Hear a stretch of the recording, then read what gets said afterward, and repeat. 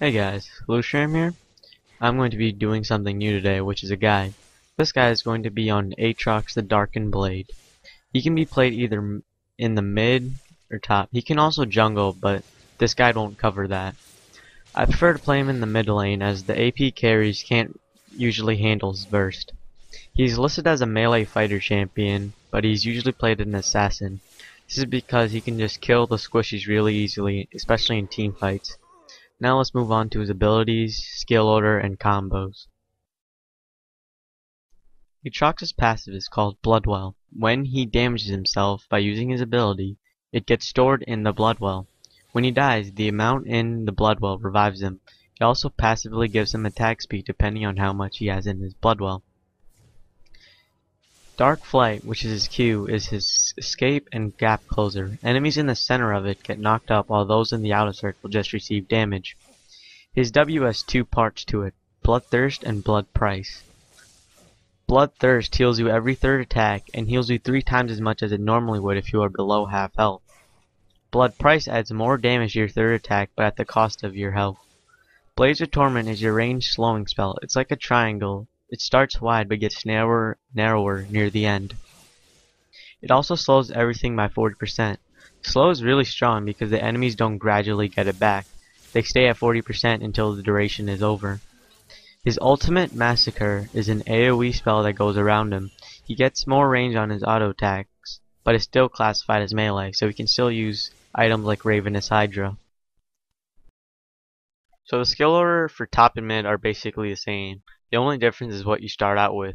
At top, you take your Q first because it is your gap closer.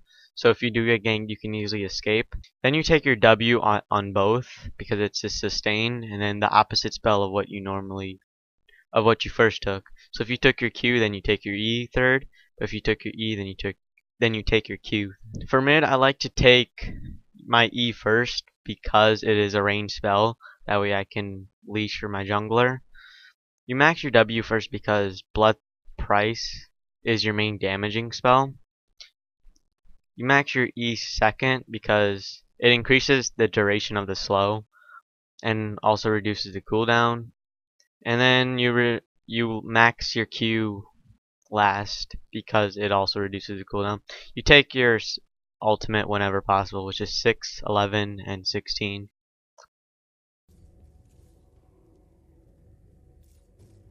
So here's a clip of me using my full combo that you would normally want to do, and I'm going to do it on Orianna. So what you want to do is you just want to get in range for your E, use it so it slows them down. Then you normally would want to Q while they're slowed, that way you can get the full knockup. I just walk up to her because I'm really close. Then you just want to turn on your W to your Blood Price. Make sure it's like on the third attack when you jump in. Then you just want to ult, and then just keep attacking. If you have Ignite, put it on, and then they should die. So that is pretty much it. So here are my runes and masteries for Aatrox. If you are mid, I would normally just go this 21-9, Summoner's Wrath, just so when Ignite is up. When Ignite is down, you have 5 AD and AP.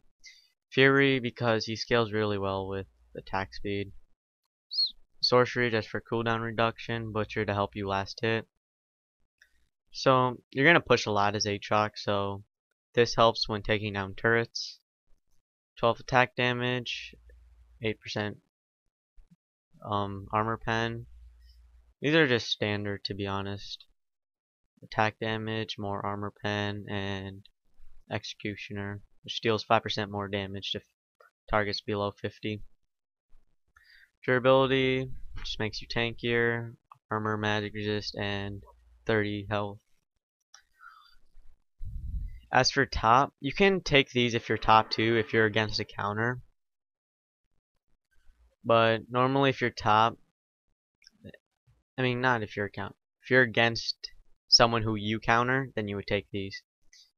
If you're top and you're against the counter, then I would take these. You can also take these mid, but they won't help you kill as much as these would. So 921, same starting one. Not sure why I took this, I should change that. But just durability, armor, veteran scars, 30, flat health. Just makes you tankier. You get less damage from champions.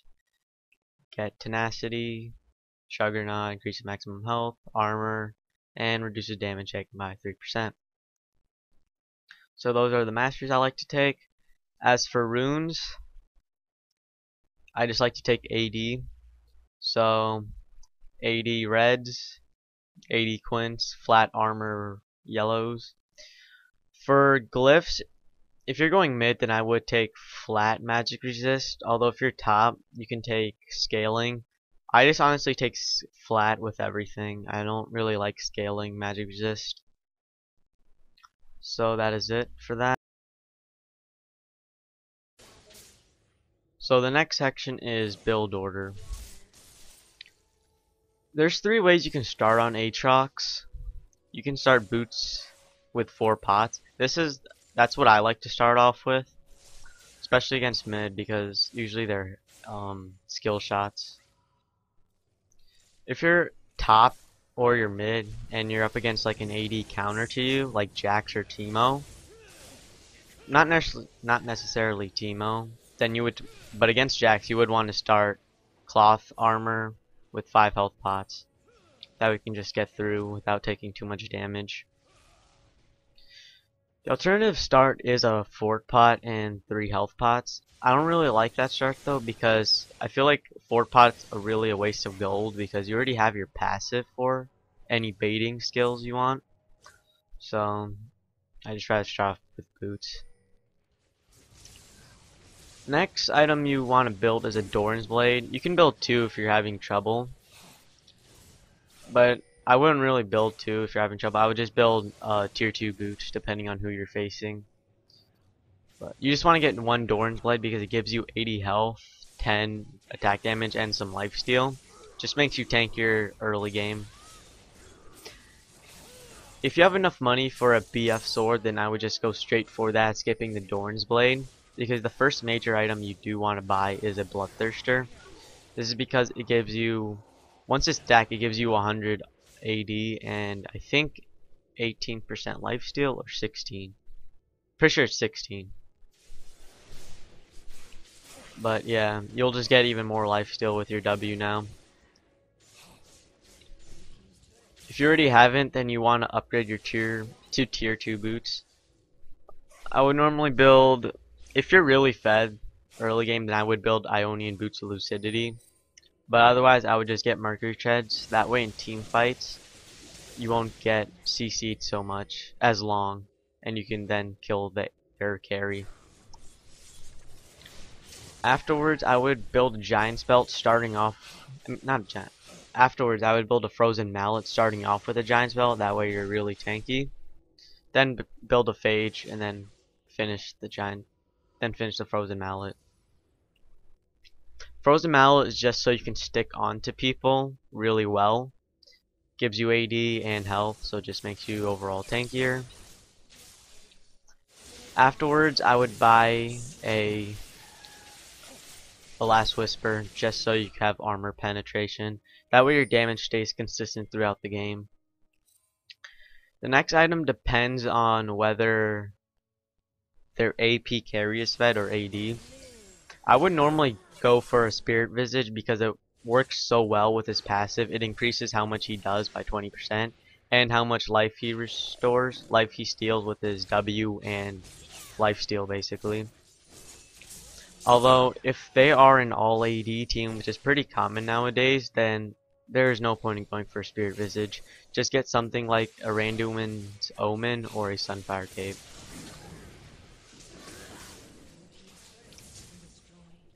After that, I would buy a Guardian Angel just so you have 3 lives, which is really OP.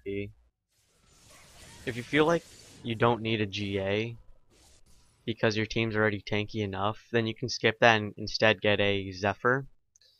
Zephyr gives you a lot of stats that Aatrox likes: attack speed, movement speed, and cooldown reduction. It also gives you tenacity. So if you have Mercury Treads, then sell those and get Ninja Tabby instead. So the rest of this guide will just cover the laning phase. Right now I'm going to cover early. Early is what I consider to be before level 6. So early on, you're pretty much weak before level 3, as kind of like with any, except for Draven. But once you're level 3, you'll have all your abilities, and you can basically go all in on someone and kill them. If you do want to do that, make sure that your W is on at the 3rd hit. You can check this by your abilities. There will be an icon on top of your ability that will show if the 3rd hit's on or not.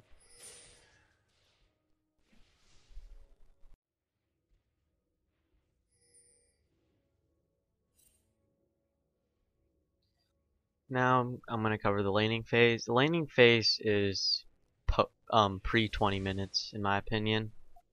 This is when you're always going to stay in your lane, not roam or anything, unless you push out first.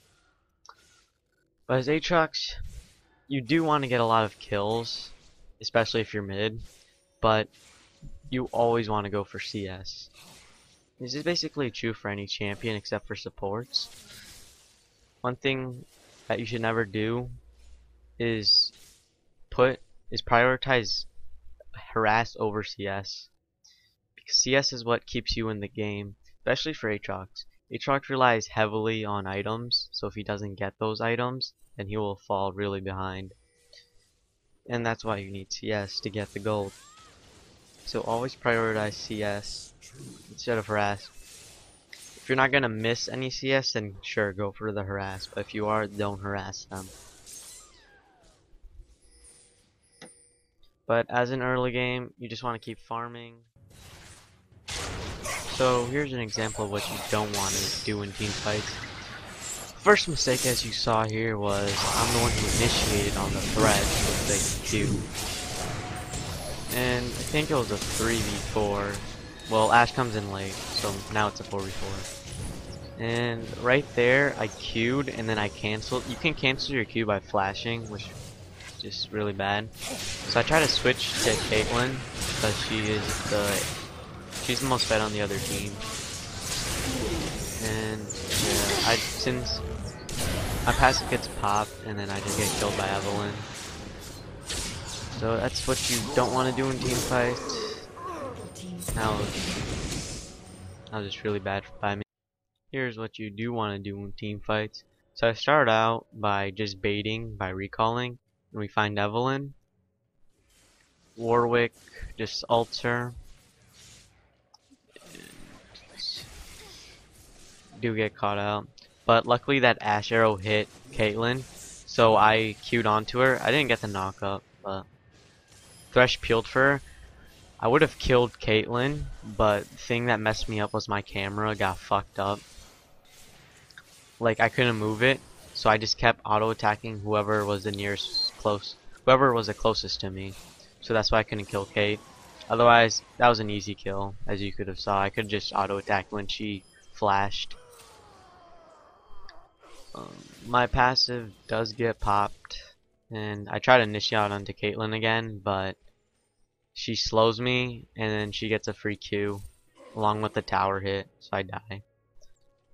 But it was a 4 for 2, I believe. Let's see. Yeah, 4 for 2. So we did win in that exchange. So that is the end of this guide on Aatrox the Darkin Blade. Leave any feedback below. This is my first guide, so if you did enjoy this, please like, comment, and subscribe. It really does help. Thank you for watching. See you guys.